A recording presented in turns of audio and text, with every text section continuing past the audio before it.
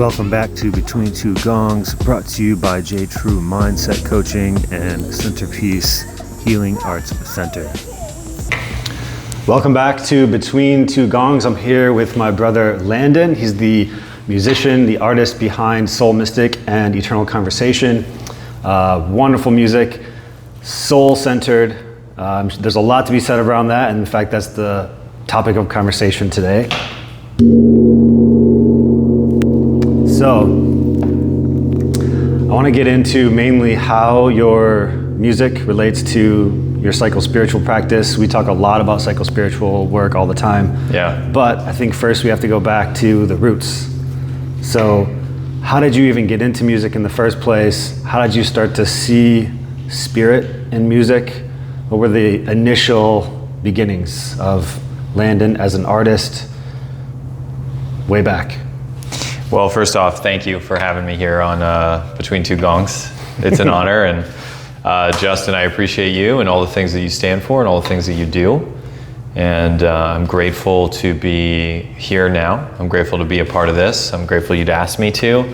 As you know, I love talking to you about this stuff anyway, and to do it in a way that hopefully contributes to others and maybe spurs some kind of thought or forwards this conversation in any way is an honor. So thank you for calling on me. Thank you for doing all the beautiful work you do, the men's work, and engaging your mind in these conversations and these thoughts, which I think are very worth having. So, It's a pleasure. Yeah. I started really paying attention to music in a special way, like beyond just exposure, when I was in my early teens. What I noticed about music that was distinct from everything else is that it made me emotional. I'm not that emotional of a person. I can be emotional, but it's not necessarily always there for me. But music had this magical element to it where it made me emotional. It brought up emotion, it inspired feeling. And that was really powerful, especially as I was developing as a young adult. And then the ability, the predictability that music had to inspire a certain emotion. Like a happy song consistently made me happy, or a thoughtful song consistently made me thoughtful. Versus my experience as a kid was, I'd go throughout my day and circumstances would dictate my emotions. Without having the emotional regulation that an adult enjoys, that's what I was subject to as a kid, right? My mom did something that made me mad, I was mad. But music was this way to tap into the emotional realm with some predictability. That was appealing to me. And then I had this, well, some might call it lucky. I would call it fateful or a gifted day where I pressed record on a tape recorder. I was listening to the radio through a boombox, which shows my age. And I had a cassette tape, and you could record the radio. So I just pressed record, and on that recording I got a bunch of songs. I'm pretty sure it was 89X, which at the time was a alternative rock station in Metro Detroit. I love that station. Yeah, I think it's changed now, I'm not sure, but anyway, it was alternative rock at the time. I think it was like Canadian, Windsor, Detroit. And one of the songs I got was Schism by Tool. Solid. And since I had it on cassette, I could listen to that song whenever I wanted to, which was a big deal at the time, especially for a kid who didn't have the ability to go to a record store and buy a CD or something like that. No streaming services, no YouTube at the time. So I was able to listen to that song. I don't think there's a better way to say it than it expanded my mind. Listening to those rhythms and those sounds and those lyrics and just the whole song put together, it brought yet another layer to this emotional state that music could bring, where it was like also not just in my body and feeling emotions, but I feel like my consciousness is expanding. Now, I wouldn't have been able to say it at that time at like 12 or 13 years old, but those are the words that I'm attributing to that experience now. So I paid a lot of attention to that. I noticed it, and then ended up a few years later at my first Tool concert. And for anyone who's ever been to a Tool concert, you already know it is a mind-blowing experience. I actually, I did cry at that show just from the astonishment. That show showed me what is possible. I already was familiar, I already knew that music was emotional and it could bring me into certain emotional states, but that show showed me that, like, wow, music can be mind-blowing. I can have one night of music in a show that could change my life. And in that case, for me, it certainly did. Because once I saw what was possible in music, that was the thing that I'd been exposed to on this beautiful planet to that point that was like the most powerful, the most impressive. So I knew right then and there what I was here to do.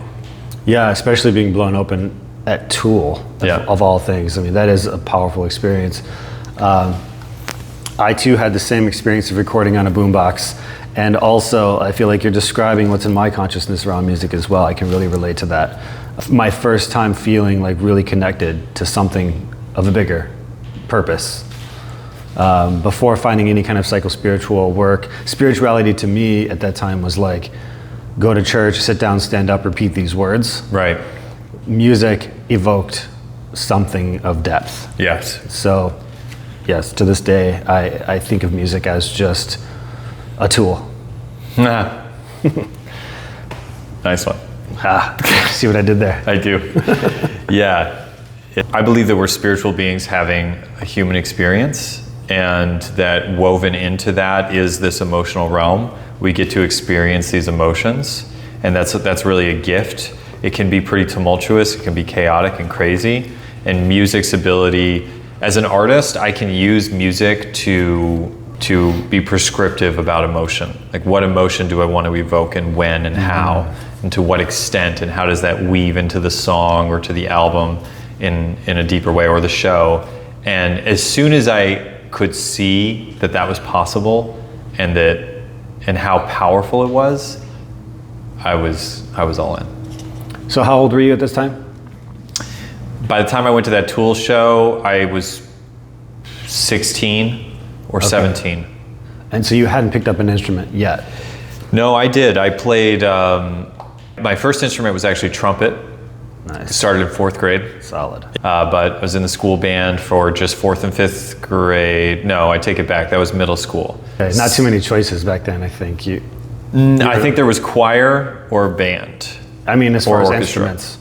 Well, I mean, there's a few instruments in there, but for whatever reason, I was drawn to trumpet at that time. No electric guitar, though. That was not an option in middle school. But interestingly, by the time I got to 8th grade, I was naturally interested in electric guitar. So this is long before the Tool show. And I just kind of became aware that it was a thing. The music I seemed to like always had electric guitar in it. I mean, you know, in those days, the electric guitar was by far the coolest instrument that existed. So I was very drawn to it. And I asked my dad about it, and my dad was in a rock band when he was in college. So he still had his electric guitar, and so the day I asked him about it, by that evening, like, he'd pulled it out and was letting me play it.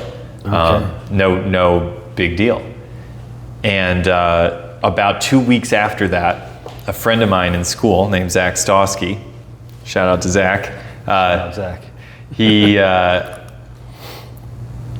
He came up to me and he said, "Hey, the bassist for my band had to drop out of the band. Do you want to play the bass?" And I was like, "Well, I only started playing guitar 2 weeks ago." And he said, "No problem." And I was like, "Okay." Just figure it out. Yeah, I was like, "Okay." So, and I was like, I also don't have a bass. And he said, "I have a bass." And I was like, minor problems. Right, no issue. Yeah. So then I joined that band. That band was called Billy Misjudged. So in 8th grade, I was in my first rock band. Played electric bass, and Billy Misjudged was very well managed. It was a terrible band, awful music. I shouldn't say that it was awful music. I mean, it was not well executed. You know, it was very novice musicians just having a good time and doing their best. But punk music, and it was surprisingly well managed because the band leader's mom managed the band for us. So we had shows almost every weekend, and many of them were paid shows. We'd play like roller skating arenas. We played Troy Days. You progressed quickly. I know. From not knowing how to play. Oh, I still didn't know how to play. I mean, we were playing shows every weekend, and I didn't know how to play. You're showing up to practice. Not only that, but it was Zach's bass, so I didn't take it home to practice. I couldn't practice. It was just, I mean, I practiced on guitar, but they are, you know, different instruments. So, I mean, we were bad. Nice. We were bad. They still paid you though. Yeah. Yeah. And ironically, to this date, I mean, up till maybe a couple years ago, that was probably the best managed band that I was ever a part of. Strong start. So yeah, I was in a band before I went to that Tool show, and I'd committed to music for life as my calling, and kind of recognized and connected that calling. You could tell right then that was your thing. Yeah, I was at the Tool show. So the band that I was in, starting in 8th grade, called Billy Misjudged, that was fun, and I enjoyed it, and I took it seriously to a certain extent, but I hadn't committed to music for life yet. I was living like I think so many high schoolers are, or middle schoolers, high schoolers, were just discovery mode.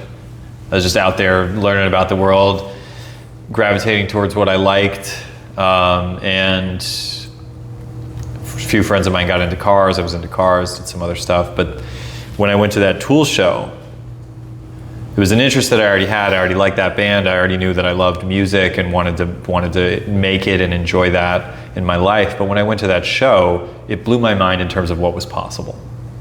That wow, just in one night, I can have a transformational experience based on this music, this show that these people are putting on, and they can put it on for thousands to tens of thousands of people every night and go on tour and deeply impact and change lives. And I love that. Mm-hmm. And I didn't just love it, I felt that calling. I felt like this is what I'm meant to do. And I was clear on that night that this is what my life is about. So it was a spiritual experience. Beyond, yes. At the time though, what was your perception on spirituality at that time? Probably at that time, if you'd said the word spiritual, I would have been a little anxious to find out what you meant. I, similar to you, was raised in an environment where there wasn't much of a distinction between spirituality and Christianity. And I never disliked or had a distaste for Christianity, but at the same time, I could feel sometimes that people would be more interested in talking about it than I was. So I might be a little bit, nervous if somebody had come in and wanted to talk about spirituality. I would think that they were trying to get me to be Christian, basically. I did actually dabble into I led a Bible study at my high school as also a desire to pursue spirituality and discover more about spirituality, which maybe we can get into later. But so at the time, I don't think I would have said that this was a spiritual experience. Mm-hmm. I wouldn't have used those words. I would now. At the time, it was more like, I now know what I'm meant to do in this life. Mm-hmm. I'm really interested, I'll say this, in terms of purpose and how people come to understand their purpose and how different it is for so many people. Right. This has been kind of a theme that runs through these podcasts. It's like how people know. How do you know for sure? As someone who's like multi-passionate, it's something that is a bit of a challenge for me because I do want to do it all. Yeah. I'm just as interested in music as I am, going to a yoga class, leading men's work, etc. So I see spirituality in all of it. And, but obviously for you, like you're super called to one particular thing early on. First off, I acknowledge this difficulty that you're talking about. There's so much opportunity in life. And for me also, one of the hardest things about life is identifying which opportunities I'm going to pursue and which ones I'm going to decline. Because I'd love to do it all. I love life. I love the different offerings it has. And I wish that I could multiply myself so I could do it all. I mean that. I love life. But going back to this story and kind of my progression. So now I'm clear that I'm doing music. I'm off to college. Before I go to college, I had another fateful day where I went to my eye doctor and optometrist, and he's asking me, he knew I was going off to college, and he said, well, what are you going to study? And I said, well, I know I'm going to do music with my life. So I think I'm going to study music, but I'm not sure. I'm going to study some other stuff too. And he said, oh, you're going to be like a musician for life? And I said, yeah. And he said that I would strongly recommend you study anything but music. And I just sat there, ready to hear more. And he explained himself. He said, if you're going to do music for life, you'll have your entire lifetime to learn about that and do that. And in my opinion, you need to bring something to that field. Like, what is your music going to be about? What are you going to bring to your music? And there won't necessarily be a natural time for you to study and do that stuff. So I would recommend you do that while you're in college and then start your music. I thought that was brilliant. That really spoke to me. And then I did study a little bit of music in college, but not extensively. And that thought that he had, it made sense to me. It relaxed me. Another thing I'll say to anybody who's interested in that is that most colleges that teach music, or most traditional music education programs, are very centered around this certain kind of music education, which really isn't popular music. It's classical music. It's about sight reading and music theory, and all those things are very valuable, but at the same time, what my optometrist had to say was correct. That you can learn all that stuff, and in reality, you don't need to know as much as you might think you need to know if you go to college and study it, because especially with the help of computers, it just depends what your focus is and what you want to bring to the table. So I'm very glad I didn't major in music. Makes a lot of sense. So he's saying, yeah, go live, basically, and then find out what it is that your music is about through living. It's kind of how I hear it.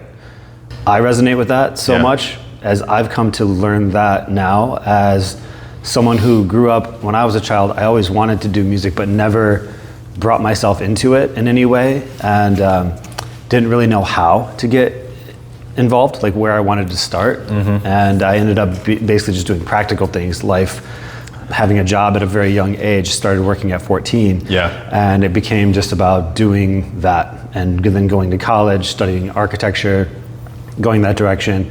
Music always just never manifested, even though it was the thing that was most evoking in my entire life. Nothing else touched me the way music did. And I always wondered, like, why didn't I get involved in music in any way? And then I had that same realization on the back end, which is that I happened to come into psychospiritual work, listening to talks for hours and hours and hours at a time for the last decade. Ram Dass and Alan Watts and like all of the thinkers that I could get my hands on their recordings and just listen. And I realized, had I started making music and writing lyrics back then, there would be no depth. There would be nothing of importance. It would be nothing that I would be proud of. And on the back end, I realized it's what gave me the content. Living, studying, something else. Spirituality in this case, or really the existential, which gave me this angle towards recognizing duality, recognizing that we are, a oneness. There's a oneness behind all of this duality, hardship, grief, pain, the dualistic nature of being in all of this is what writes the lyrics. It's what writes the existential, perception of life itself. Absolutely, and it's what guides the harmony. It's what makes you feel that way that you feel when you play that special chord. And I couldn't agree more. I think that I'm so grateful for my journey, and music it's an expression of that journey.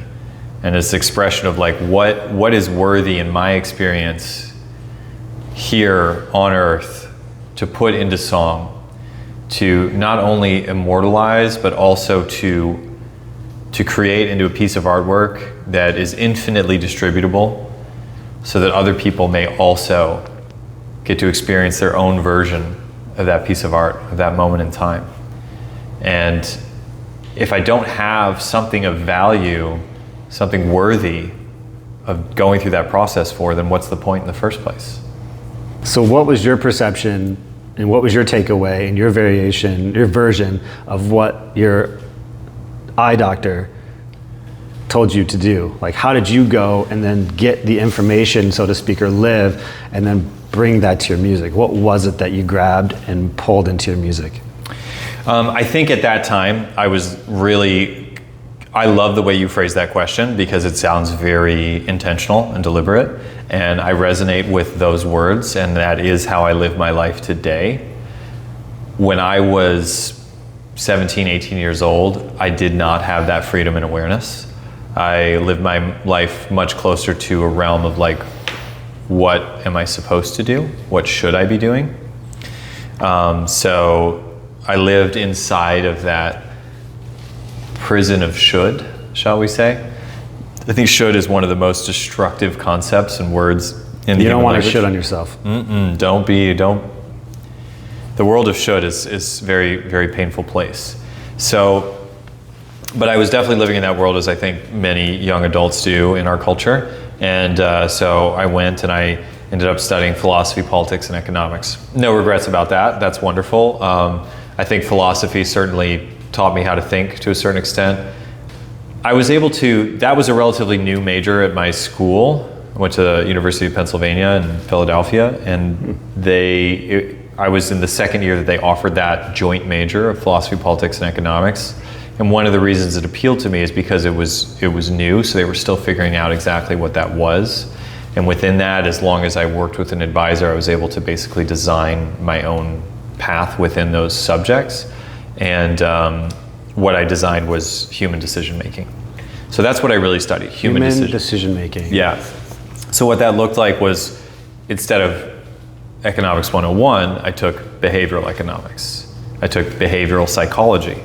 I took a lot of game theory classes, so like philosophy and game theory. Game theory is a mathematical representation of how humans make decisions. Humans aren't rational, so it's not perfect, but it can be useful. And then, something like behavioral economics will study the gap between what a rational being should do economically and what humans actually do. And then psychology is psychology. So all these things combined are kind of like looking at how do humans make decisions. Philosophy also asks that questions a lot about like, who are we? What are we? Why are we? So that's what I studied. I wouldn't say that that's exactly what I put into my music. What I put into my music is much more a summation of my experiences and what I think is a value and worth sharing that came after college. But I think that was a good start. And it did begin to free my mind a little bit to start asking bigger questions. And I noticed while I was in college that, well, performance-wise, I started to DJ. Actually, this is a fun and funny story.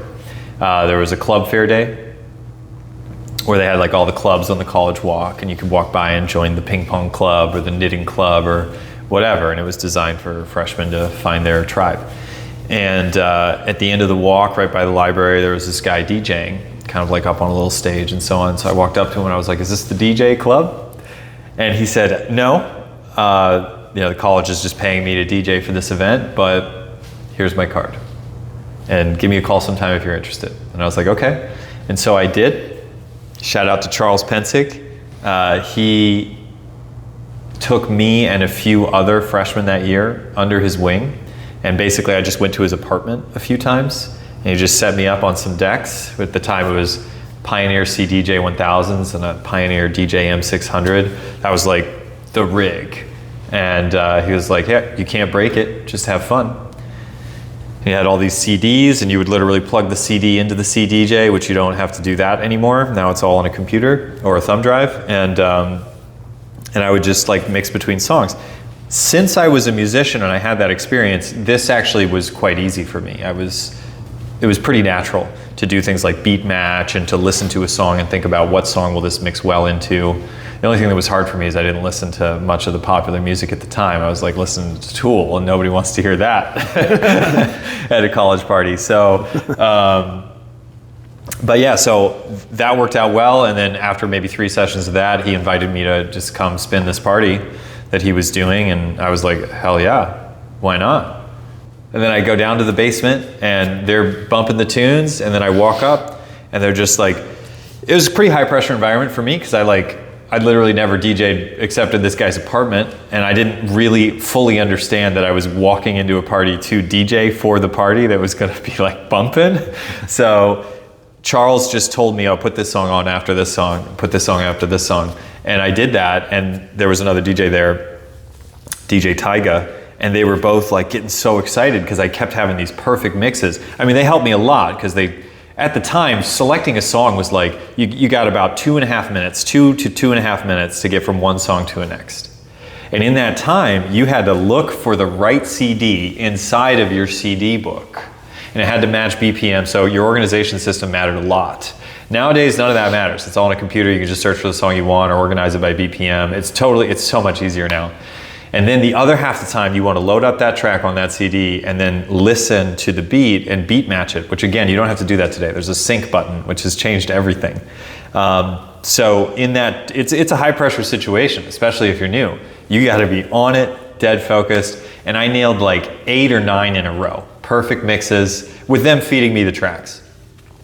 And then I screwed one up because they must have told me track 10 and I put on track 1, something like that. So I did my best with the mix, but it wasn't really doable and I screwed it up. Then they kicked me off, but gave me a huge congratulations. And then a week later, he was like, hey, I got this gig. I want to split it with you. You make $200. And I was like, are you serious? That's so much. Exactly, at the time. You're a college kid? Totally. And so then I started doing that, and I, throughout my college career, I became one of the most reputable DJs on campus and was doing parties every weekend and both private events and clubs, and built with the help of these other DJs, it was really a DJ troupe. We built a business out of it that Charles and DJ Tyga had already kind of begun, and we took it and rolled with it. Nice. What was your DJ name? DJ Dread. DJ Dread. DJ Dread. Of course. Ta-da! So these have been around a while. Yeah, I got these between I guess it would have been between my freshman and sophomore year of college. Okay. Yeah. So after DJing, then what led you into being, creating your own music, your own brand? How did that start to look? So my big realization as I was going through college was that, and I'm studying human decision making, I'm looking at all these other humans around me who are brilliant people, but they were still living in the world of should. Like, what should they do? Now they've gone to college, now they should get the highest paying job they can get. That's what I observed. And by this time, I had too much mental awareness to be willing to do that. So I had to get out of what I called the rat race. And that was like my main desire. So I used the income that I made from DJing to move to Rio de Janeiro, Brazil. And I moved there simply because it was the coolest place I'd been on earth yet. And once I moved to Rio, I declared that I'm a musician, and that's what I do. So I moved to Rio and I started DJing and producing parties, and that's what I did for income and to live in the beginning. I built myself a shack in a favela, Brazilian slum. I had ocean view, had one window. I just made it out of 6 posts, a plywood floor, plastic walls, stole power from the local power pole just like everybody else does. It's free electricity, just have to risk your life. And yeah, I had my little shack. I had ocean view, and I paid $80 a month for the piece of land that my shack was built on. I owned the shack, I built it, but I paid rent on the land. And then I would produce my parties in the slum, and I'd work about 1 week a month to produce that party, DJ that party, get other DJs, make it awesome, and I'd make enough money to live for that whole month. So you really embraced this lifestyle. There's a lot that comes with that. Some sacrifice, some comforts not there. Totally. And another huge thing that came from that in my experience was like being in a different culture and the culture shock, speaking a different language. I believe that the way that language works in our brain impacts the decisions that we make and how we react and feel. I mean, the shaping of language is huge, even within the same language. And then so to ask your brain to assimilate and use a completely different language, it's amazing how over time you think differently, you behave differently, you react to things differently. And so I got to experience all that. I got to get a little bit of exposure to just how enormous planet Earth is. Because I'm talking about just 2 different countries, and already my mind was blown. Wow, this place is so different. These people are so different. This language is so different, and I'm so different from them. I certainly found in Rio that I was lacking a little bit more depth and connection. That very well may be though from my, I was a foreigner, you know, so I think a lot of people relate to foreigners as tourists in Rio for the most part. And that being said, 3 of my best friends to date, actually 4 of my best friends to date are from that time. So it goes both ways. Here's this big thing that happened in Rio that kind of, I think, segues nicely into the rest of our talk and what my music is really about and how I got that start. I'd already had the experience of moving to another country and being humbled by that. And then I quit DJing completely because I felt like the electric guitar, that's my instrument. I want to be a songwriter, not just a DJ who plays other people's music. I left the DJing behind and I sat my butt in a chair for a year and a half, and all I did was play guitar. And I was studying with my guitar sensei to date, Alex Coelho. He's still there, and we still talk today, and he's still my guitar sensei. And I got a lot of things out of that year and a half, including tendonitis. Really bad in both of my wrists. So bad that for a while I couldn't even hold a coffee cup. And I totally did it to myself. No one was forcing me to do it. It's just that's how I thought it would work. And I didn't understand process at that time. The craziest thing is though, that whole experience has been one of my life's greatest blessings. Because in that humbling experience, I was put in a position where I pursued a healing journey.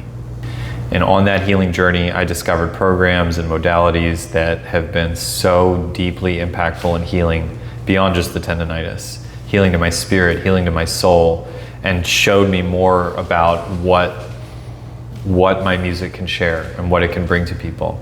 So I'm so grateful that I hurt myself. I'm not saying I would do it again, but I'm so grateful for the healing that it's led me to. Yeah, so often it works like that, right? Grace shows up in some pretty uncomfortable ways, but then it leads to the next thing, and to the next thing, and to the next thing. Yes. What's that story about the farmer's son and the horse? He falls off and breaks his leg, and then the military comes, and because his leg is broken, you know, he doesn't get chosen, and then one thing after the next, he just keeps dodging bullets, but also having like these hard things happen at the same time. And it's how life shows up. So difficult sometimes. And I'm sure that was a challenge, right? You're so geeked up about this guitar. Oh yeah. And your life as a guitarist and songwriter. Yeah. And so how long did you have to go without touching the guitar, and what did you do? Yeah, so it was about a year and a half that I couldn't play guitar, and it was awful. I experienced a lot of self-doubt. I had committed to guitar music and songwriting and music as my life's purpose. So, you know, a few months, no big deal, I'll heal from this. But after a year, I'm starting to ask, like, is this really my life's purpose? Like, what if I can never play guitar again? And all these other thoughts, what if I can't work my way through this? But that whole time, I'm first of all coming face to face with my own mortality as a human being, the fact that I'm limited, that it's not just whatever I say, that I have to work within the bounds of what I'm capable of. And also, I'm discovering all these different healing modalities. And I remember I had this Feldenkrais practitioner, and she told me, she was like, oh, we talk about your wrists have tendonitis, but what about your soul? Does your soul have tendonitis? And at the time, I'm looking at her like, is she crazy? I don't think that today, though. Now I know exactly what she was talking about. It was my approach. Like, I was the kind of person at that time where I was willing to sit in a chair and play guitar for 10 hours a day. I mean, you get a very predictable result from that. You know, I'm not saying there aren't human beings on earth that aren't capable of that, and that's not their calling and their purpose. But in my case, I was forcing it. And that's just not what it was about. It was some inner part inside of myself that wasn't willing to just surrender and allow life to flow and be, and for my skill and my songwriting ability to develop over time as I stayed committed to it. And again, it's all perfect because I got some of the most beautiful things that I've ever had in my life out of that experience. You know, I think about the archetypes, something that's been fresh for me, and particularly like the 4 King, Warrior, Magician, Lover, Robert Moore's work. And it sounds like you were kind of approaching your music from like a warrior standpoint, of just push, push, push, go, go, go. And I remember him saying, you know, King, Warrior, Magician are by themselves, very mechanical. It is Lover that has to come in to bring life to the other 3. And so, yeah, I can see, I'm sort of like projecting here, but I'm wondering, okay, so after this, there's like a new perspective on music and your approach from that point? Oh, yeah, absolutely. I mean, the other thing that's happening, so I lived in Brazil for a total of 5 years. And while I was going through this tendonitis thing and studying, it was a perfect match. It was wonderful. After that, I wanted to move back to the United States for basically, I was just tired of being dirt poor all the time. I lived the starving artist lifestyle, and it was great, and I'm glad I did. And I got tired of it, and I didn't feel that the whispers of the universe were saying that this is for you, this is what you're meant to do. So I wanted to move back to the US where I thought I'd have more opportunity to get my music more out there and also build a business so that I could have a cash flow to support my music and pursue that in a more powerful way. So I did that, moved back to the US and started making a music that transmitted all the spiritual growth and the healing that I had integrated over these years of living in another country, being humbled by tendonitis, some other things that happened in the mix, a few deaths in the family, and all these other things that lead us to the edge of the beyond and ask the big questions like why, and let go of the how. So that's the position I was in, and I started a band called Eternal Conversation, which has been mostly just me over the years. I've featured other musicians here and there, but it's mostly been me writing songs, recording those songs, and then performing them at mostly healing shows. They'll integrate sound bowls and have we ever collaborated with that, Justin? Have you played the gongs for that? Yes. Yeah. We did one time. Yeah. Yes. And okay, so that segues into how we describe your music, because I've experienced it as an experience, not as just simply a viewer. And I love that. I think that's what's most interesting to me is how to rewrite what performance means. Yeah. Because please say, I'll let you share like how you think of your shows and what are the elements of your shows. Absolutely. So I feel like my gifts that lead into my purpose in this lifetime are that I have the ability to both be a strategician, I'm not even sure that's a word, but someone who strategizes, and also an emotional being. Right, so music is my tapping into the emotional, my appreciation of that, and my desire to, because in my personal experience, it's not enough to tell someone, hey, there is a beyond. There are repercussions for all of your actions, and you should be mindful, and please be spiritually aware, and so on. That's not effective. It may be nice, but it's not effective. What is effective is showing people, of bringing them to the doorstep of that experience. And music is the tool that I am called to make that happen. At the same time, I enjoy strategy. And I remember so vividly that Tool concert, and I so appreciate how they weave together this show experience that brought me right to the edge of the beyond. And this knowing that I can feel anything with music. And I can expand my awareness, and I can do these things that without music, life is dull. So when I was building this show that I called Mystical Medicine Music, I blended those two things. The strategy of me sitting on my computer and writing on a Word document. First we're gonna come in and I'll have this ohm track playing that I'll make, and it'll just be like these really dense, thick vocal ohms, which is gonna relax people and bring them into a meditative state just by hearing it. And I'll set the lights and I'll burn a little incense, and it'll be this kind of 5 sensory experience. We'll do a little breath work together as a group, then I'll hand out some chocolate, and I'll ask the people to hold that chocolate. And in the beginning, it melted in their hands, and there's a lot of learning that went with this, of course. And they'll breathe and really taste and experience this chocolate. And then my music will be paired well as a healing, mind-opening music that will, once they're like more sensitive in this safe, feeling, healing environment, they'll be more receptive to the lyrical content, the spiritual lyrical content of my music. And that'll put them in a place where they might be open to consider the beyond and things that otherwise I might be able to tell them, but it's going to go in one ear and out the other. And so I love that concept. For me, that's what performance is. It's not just, oh, I wrote this song, I want to share it with you.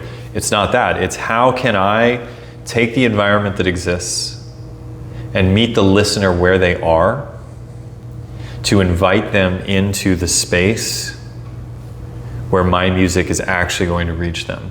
Mm-hmm. Because the point of my music isn't just, oh, look at me, I wrote this song, it's really good. The point of my music is, hey, there's a spiritual message here, and I invite you to consider it.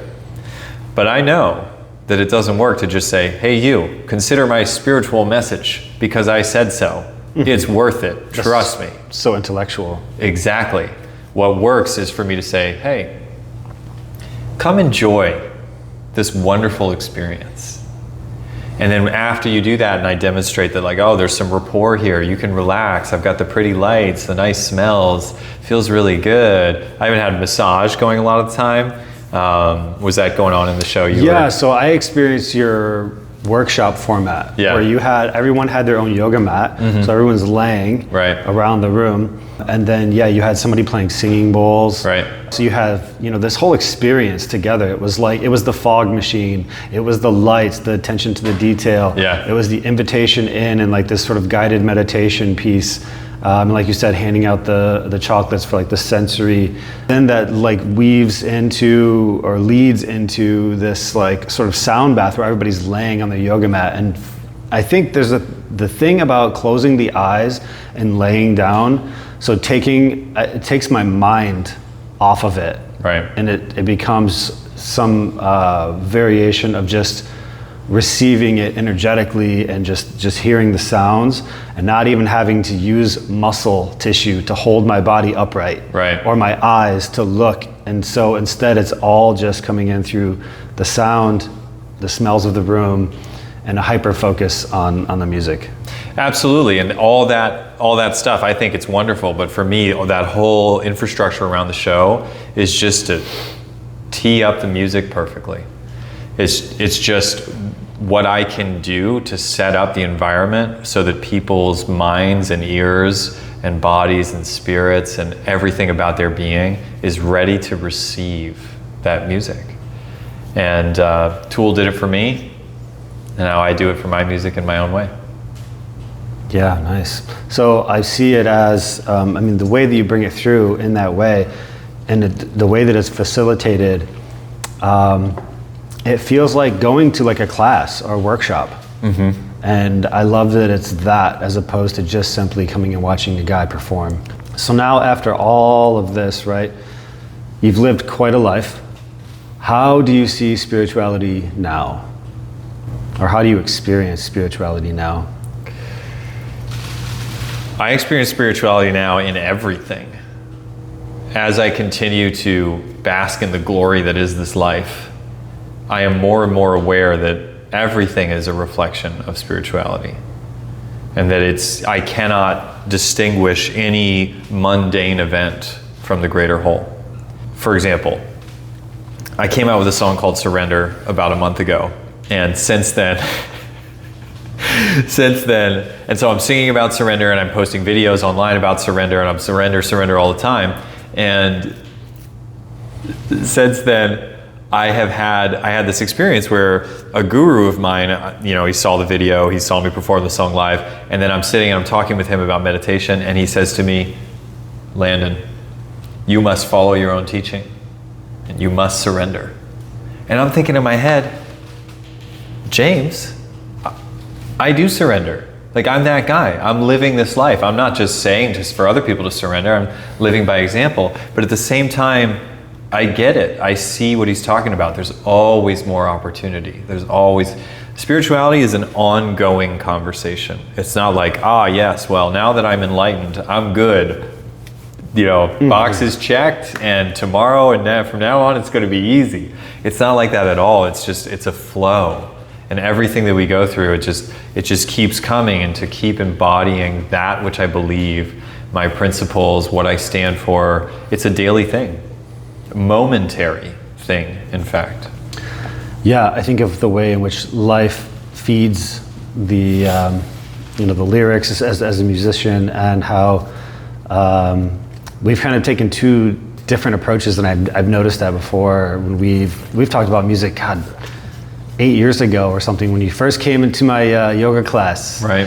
And I think may have been shortly after you moved back here, and we're working on some real estate work. Yep, 2015, late 2015, I moved back, and I think I showed up at Cinda's yoga studio and the collective that you were a part of early 2016.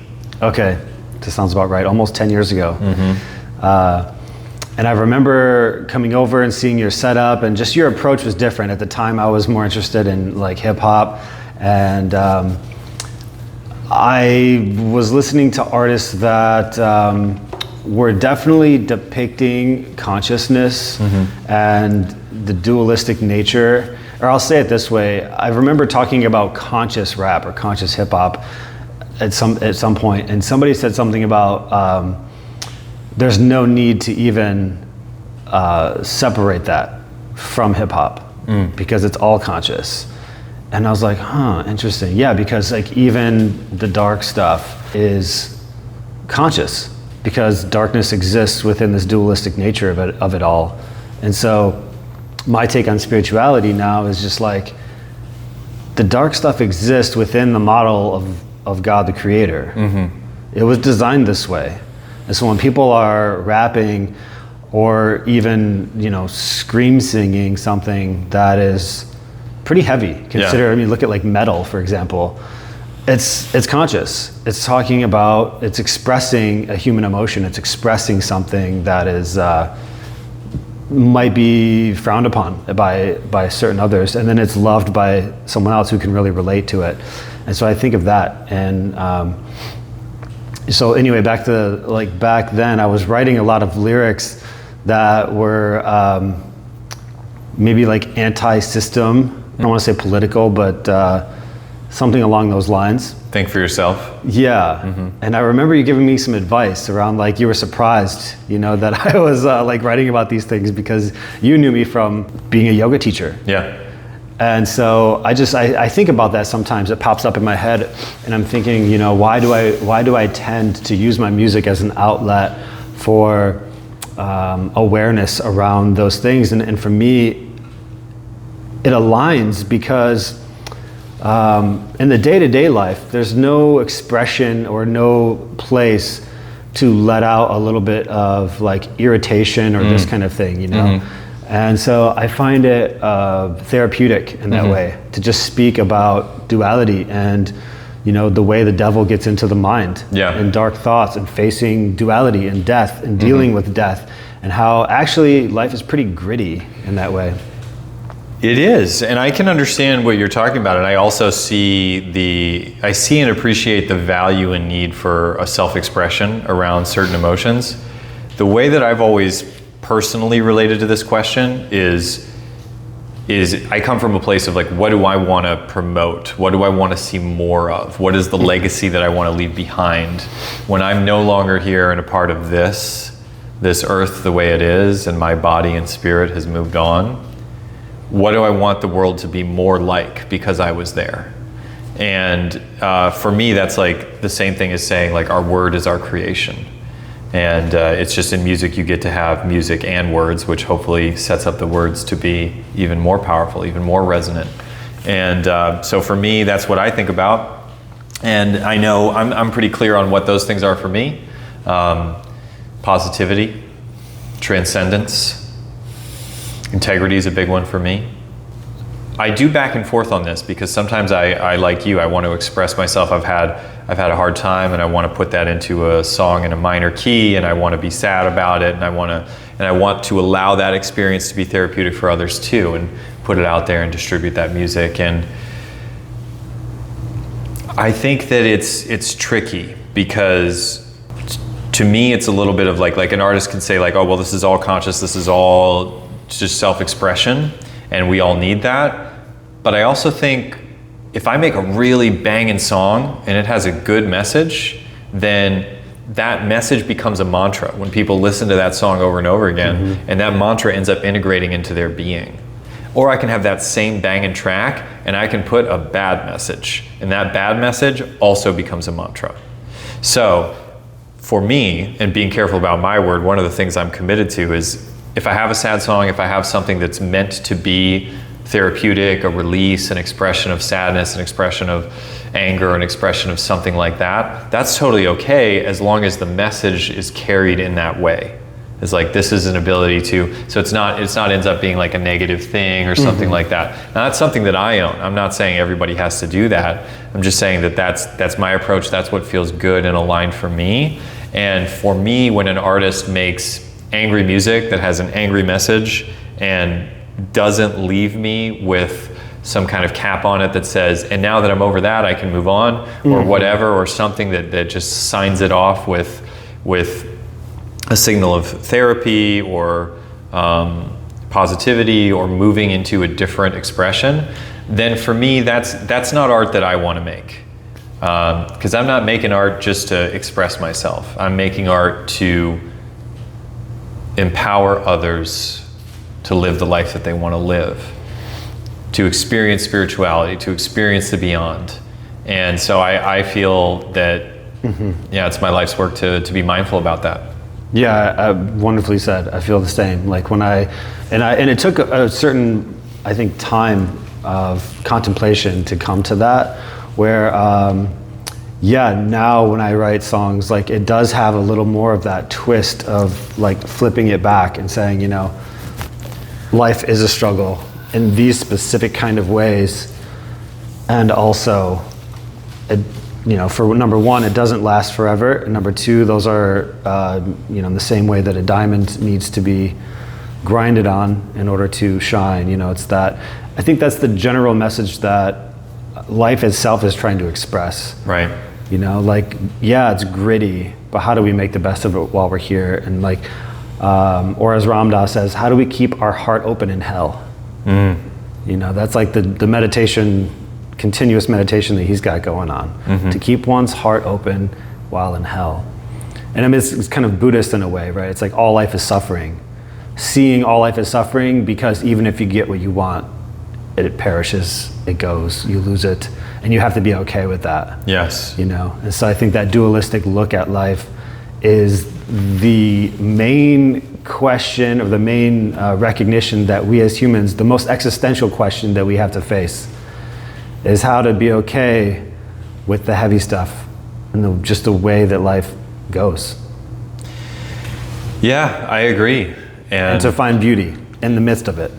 To find beauty and this is why I think being an artist is actually, it's a huge responsibility. And we're all artists, but to own it to the level of like, oh, I'm a professional artist, this is what I do this for myself and for other people. It's a huge responsibility, because it's to say that, yes, I'm going to live life the way it occurs, and I'm going to create something that represents that and share it with others and leave that as a possibility for them to get something out of. That's a huge responsibility. Because if I do all that and then I end up like, what is my art about? Oh, it's about the depressive state of myself, and what message am I giving? That life sucks. Well, okay, I mean, that's a lot. That could be a lot of people. That's the message I'm sending, and I'm sharing, and I'm spreading, and that's a lot of responsibility. And I think that's why for me it feels good and aligned to always be mindful of that. And so that's why it's so important. For me in my journey, I go through hard times. I get depressed. I get sad. I experience loss.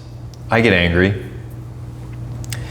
But I also know how important it is to take that experience and to create something beautiful out of it. Because based on my calling, my choices, and the way that I live my life, that will end up impacting other people. And I don't think that's just true for artists and their creations of their work. I think that the ripples of all of our actions momentarily as they pass in time, it's impossible to calculate how impactful that is for the rest of the world and beyond. I love that. So your most recent project then is Soul Mystic. Yes. Name change, but it's not really name change, right? It's an addition. Is that right? Correct, yeah. So Eternal Conversation still exists and still releases music, and I'm also doing Soul Mystic now. So what's Soul Mystic all about? So Soul Mystic is a development of my artistry that is closer to, I would say, pop, a little bit closer to pop music and more universally appealing. Eternal Conversation is pretty esoteric. It's this strange combination of rock, reggae, and healing tones. I love it. It's not for everybody. It's maybe a little closer to music for musicians or music for yoga teachers or healers or things like this. Whereas Soul Mystic is electronic music, kind of in the deep house, future-based realm, and a much more popular music, good for festivals, dance parties, this kind of thing. And Soul Mystic being closer to the pop appeal, and also with a show format that can accommodate a lot more people, is a way that I can kind of sugarcoat the spiritual content and make it deliverable in a package and format that feels really good and accessible for more people. So that's the whole concept behind Soul Mystic. Super fun project, electronic music production, faster and easier, and really fun too, because sound design and all these things, getting free from instrumentation really opens the doors up in terms of like, well, what sound can I make? Anything. So that's what Soul Mystic is about. And if you're interested in hearing any of this music, you can just search on Spotify, Eternal Conversation or Soul Mystic, or the Instagram is Soul Mystic Music. It's on all the streaming platforms, and we'll put a link, I'm sure, in the video as well. And so that's what I'm mostly working on now, is Soul Mystic, and making these daily videos that kind of blend spirituality and comedy, to put that in a package that feels good for people and feels good to consume 30 seconds a day as something that makes you feel good and you can laugh, and it's sustainable and enjoyable for me to make that content because it's lighthearted, but it still contains this spiritual element. And to make these drops that feel like really good and dancey, and I want to hear the song over and over again and I want to dance to it, but also it contains these beautiful spiritual messages. And so it's different in that way. It's a little bit less of a direct in your face, get healed, listen to this music, and much more of like, hey, let's dance, let's have a great time, listen to great music. And this whole time there's this beautiful spiritual lyrical content that's running. I love that you're going this direction. I've listened to so much, even just recently when we were riding together in the car. Yeah, I love future bass. I didn't even know that was the name of the genre until you shared that with me a while back. But it shows your development as a musician, but it shows your depth of talent to be able to have like this singing, vocals, guitar playing, Eternal Conversation, reggae type vibe, and then to also just shift right on over, seemingly out of nowhere. It seems so recent that you're just able to just do that, at least in our conversations that you've shared with me. And I'm listening to these like polished future-based songs that now you're producing and also doing vocals on. So hats off. The talent is there. Well, thank you so much. I think like all things, it's really easy to look at somebody else's performance over time and say, wow, look how easy that was for them. And in reality, I'm committed to my music, and this is what I do with my days. I've developed a lifestyle where I have my business, and that works for me, and I work for it, and I provide that value. So I essentially have my day job, and then I commit most of my free time to making music. Yeah. And that's what I believe I'm here for, and I'm stoked to be able to do that. And Soul Mystic it's also a really easy, convenient way for me to distribute some of this messaging and this spiritual content, because electronic music production is pretty solo artist friendly, because I can make the music mostly on my own. Performance-wise, it's expected that a DJ or an electronic music producer will perform on their own. When I DJ and then I sing, it's like, oh wow, he's the DJ and he sings. Oh, is he playing a guitar too? A little native flute? Wow. Versus if you hear Eternal Conversations music and you're kind of expecting a whole band to show up. And if they don't, then it's like, this isn't the highest expression of this music. So it's another reason why Soul Mystic is really a great solution for me. Beautiful. Well, I'm excited to see where it goes. You've got many years ahead of you of this, so I can see 3, 4, 5, 10 albums in this direction, and I'm excited to see what you do next. Well, thank you so much. Yeah, I am too. So one thing that interests me a lot is Joseph Campbell's work on mythology and the hero's journey cycle.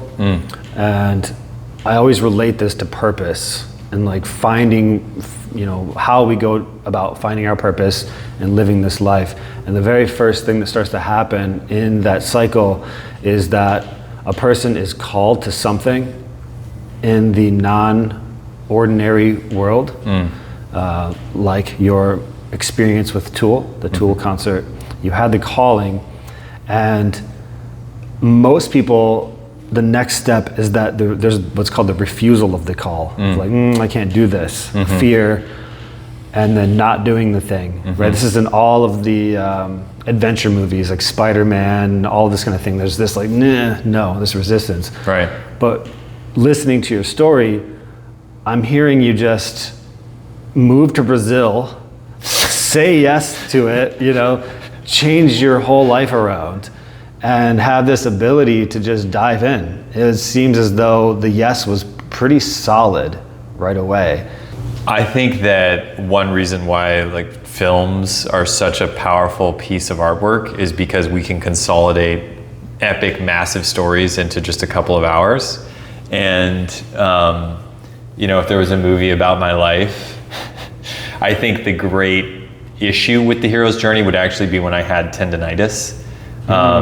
So there was this yes, I will do music, and then I moved to Brazil and I'm on that path, but then I get tendinitis because that was my attempt. I'm trying to do music.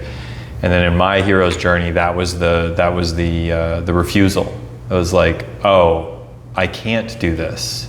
At least not the way I thought I could. And it went on for so long that I didn't know if I could do it or not. So there's a later stage, which is the dragon. And if I were, my take on this is that was your dragon.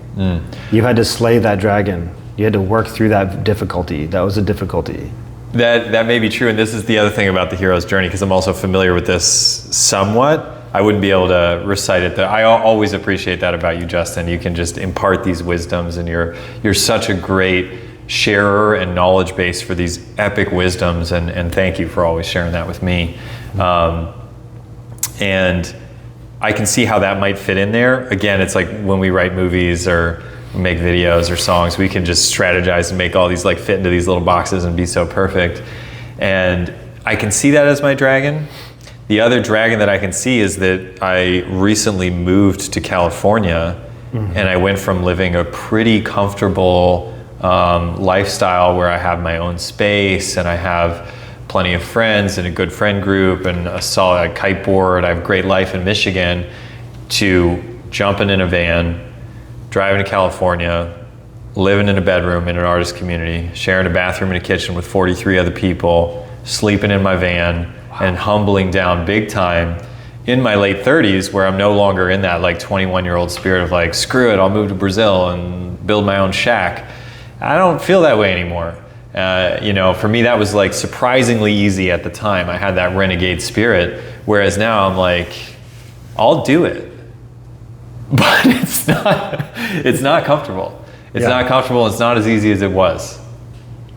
Yeah. So, and I think that's the interesting thing about the cycle, is that we keep cycling through it at multiple seasons of our lives too. And so here you are back again, giving up the comfort to pursue this thing because it means so much to you. And so that's the piece, is the most important piece I see in this, is that's your gold. Yeah. Like, that's the Joseph Campbell myth story, is that you're going into this thing, slaying the dragon and getting some kind of gold, a boon, and then bringing it back to the people as a gift, as an offering. And so, yeah, it's beautiful to witness. Thank you. And I feel like Ram Dass, if we look at his life, it was very similar. Like, he goes to India, and we all know this story, and we can relate it to the hero's journey, right? But then he comes back to the United States and he does all the things he does. And then later in life, you may even know more about this than I do, but I know he had some significant health issues later in life. Yeah. But he's this person of notoriety, this guru that people are seeking out. Well, he wasn't the guru, but he became a guru of sorts to many people. Mm-hmm. And so now he's living a life where his spiritual state and his mindset is now impacting and setting an example for many other people. And he's having to deal with these physical ailments and these issues. I know he had trouble walking and all sorts of stuff. He had a stroke. He had a stroke. Yeah.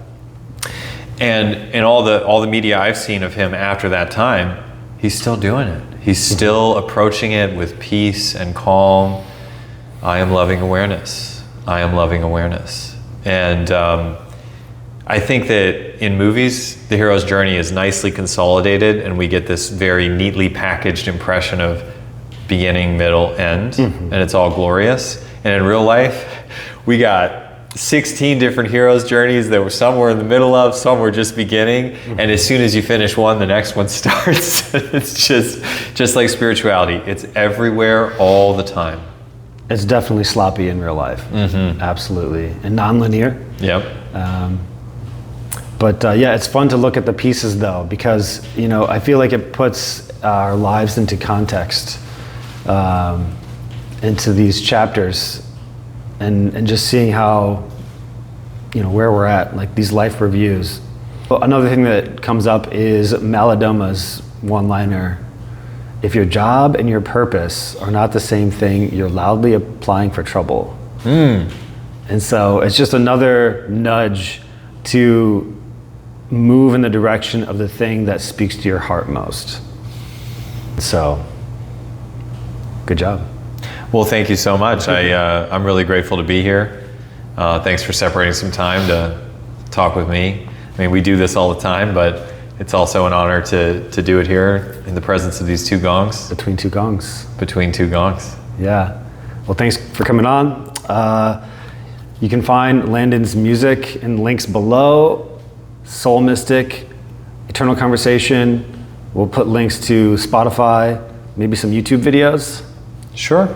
We'll just put it all there. Absolutely. And I just want to shout out to Jenna Tasker of Centerpeace, who's given us this beautiful space to work in and is always so accommodating in that way. And thank you, Justin, for putting this together and being the amazing human being and the imparter of great wisdom that you so consistently are for people. Gratitude. Thanks for being here. Thank you. Peace.